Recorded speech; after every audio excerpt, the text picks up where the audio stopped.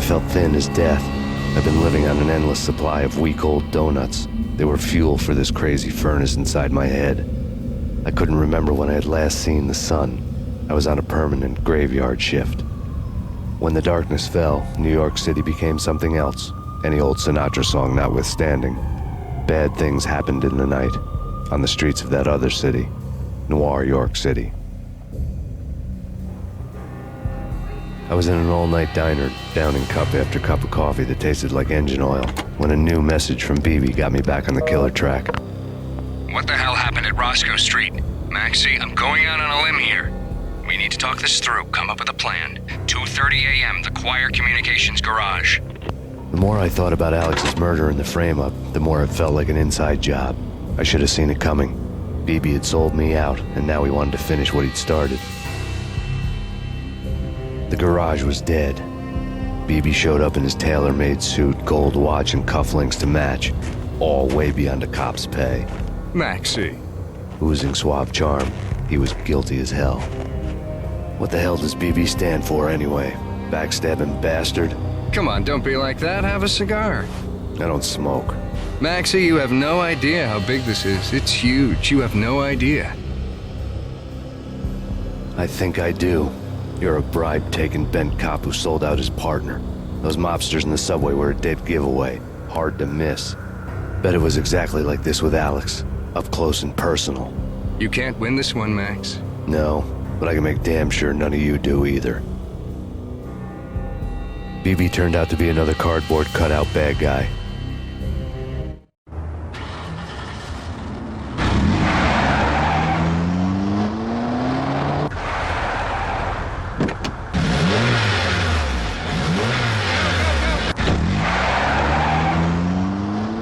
A bad cop on the take. A cowardly right-hand man fleeing from the scene, leaving his paid thugs to do his dirty work.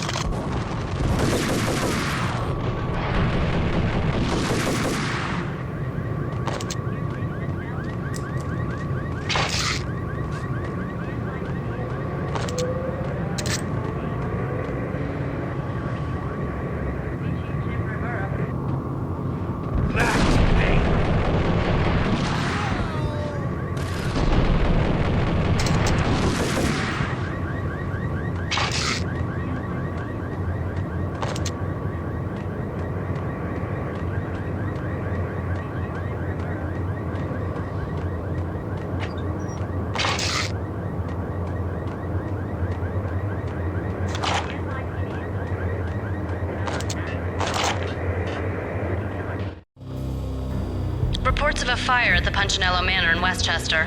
The manor is the home of Angelo Punchinello, the alleged head of the Punchinello crime family. The police are now saying, contrary to their earlier statements, that Max Payne is still alive and at large. He continues his vendetta against the Mafia, of which this last act of arson is attributed to. I had no recollection of setting any fires, but I did remember the flames.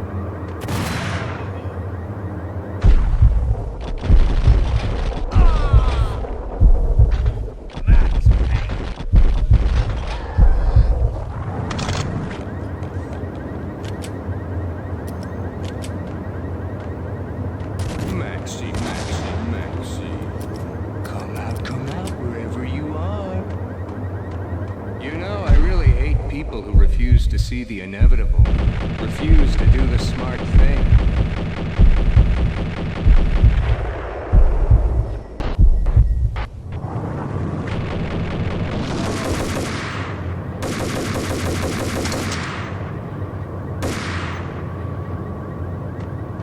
The payphone started to ring.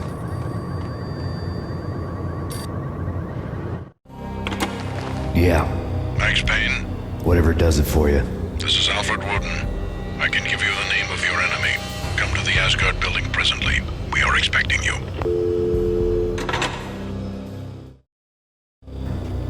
Woden was waiting for me on the steps of the old building. Mr. Payne, let's go inside. The others are anxious to begin. The others? Despite the general misconception, this building actually predates the City Hall by 2 years, thus being the oldest municipal building still in use here at the foot of the Brooklyn Bridge. No kidding. The old man played tour guide as he led me through a dark, domed hall. The answers I was after loomed large ahead. Mr. Payne, I would like to introduce you to my colleagues in what we call the Inner Circle. You've been watching too much X-Files. You have seen the files on Project Valhalla. We can fill the gaps, provide you with the information missing from those files. We were all involved in the early stages of the project during the Gulf War. What's the catch?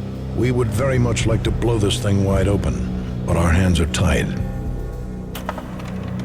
Her name is Nicole Horn. She was the key figure in Project Valhalla. When the funding was discontinued, she simply refused to quit.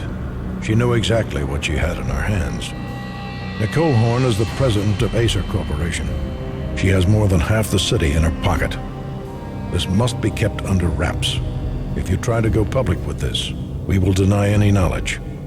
We need you to take her out. Afterwards, we can protect you. Make all the charges go away. That was the cue for the killer suits to kick in the doors and swarm inside.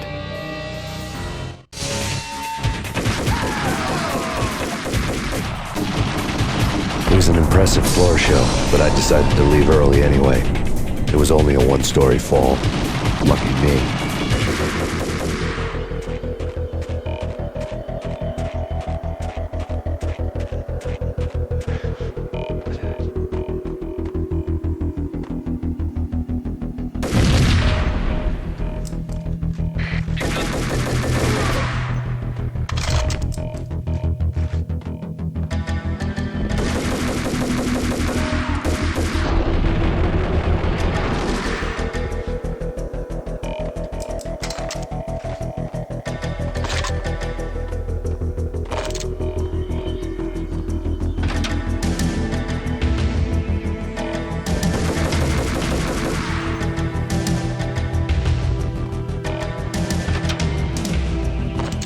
One of the monitors showed what was left of the inner circle.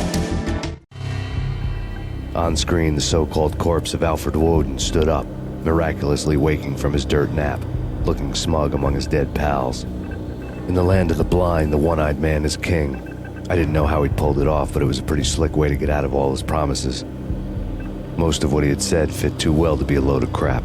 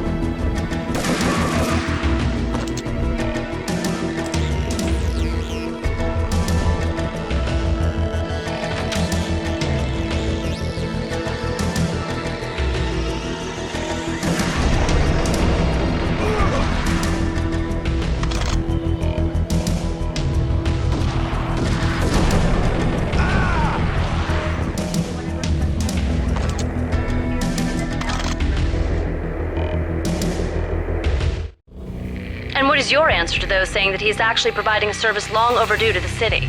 This crusade nonsense has gone too far. He's out of control. It must stop. He will be stopped. That was Deputy Chief Jim Rivera from the New York City Police Department.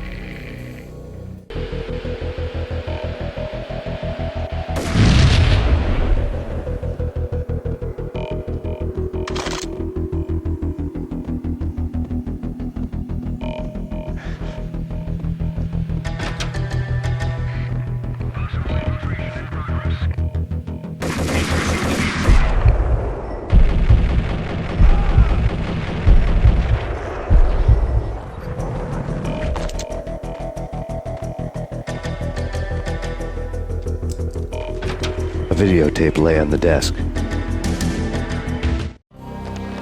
Nicole Horn had blackmailed the inner circle into silence. The tape came with a curt extortion note on a piece of expensive paper. I remembered Candy Dawn taping her clients in action on the side, selling the tapes to the highest bidder. I was sure that kinky sex was nowhere near Alfred Woden's worst sin, but I had a feeling that when this was over, any collateral would come in handy.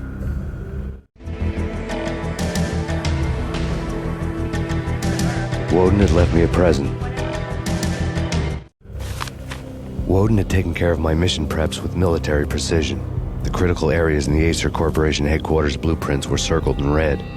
The president's office was at the top of the building, right below her penthouse suite. The elevators were controlled by a security computer, part of the mainframe located underground below the building. The high-rise was sealed as tight as a sci-fi fortress.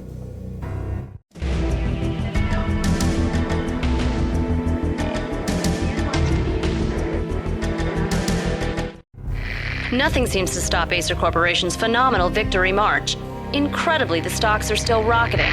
Worried experts already see a danger in the company's success.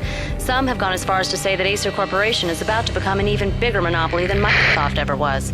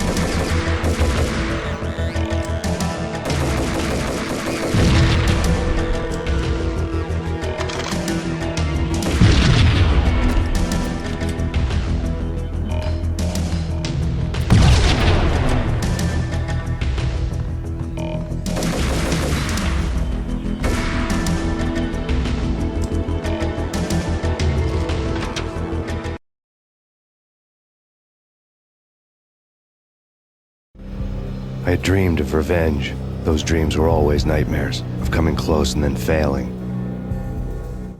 Now I was close. I had a name to guide me, Nicole Horn. I had nothing to lose.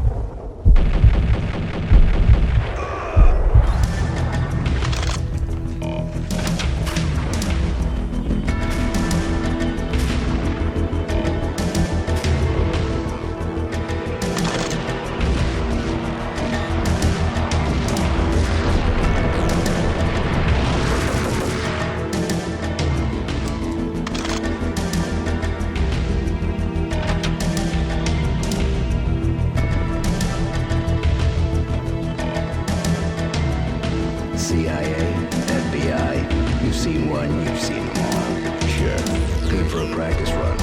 But this, working for her, well, this is the real thing. The money's astronomical. Engaging hostages.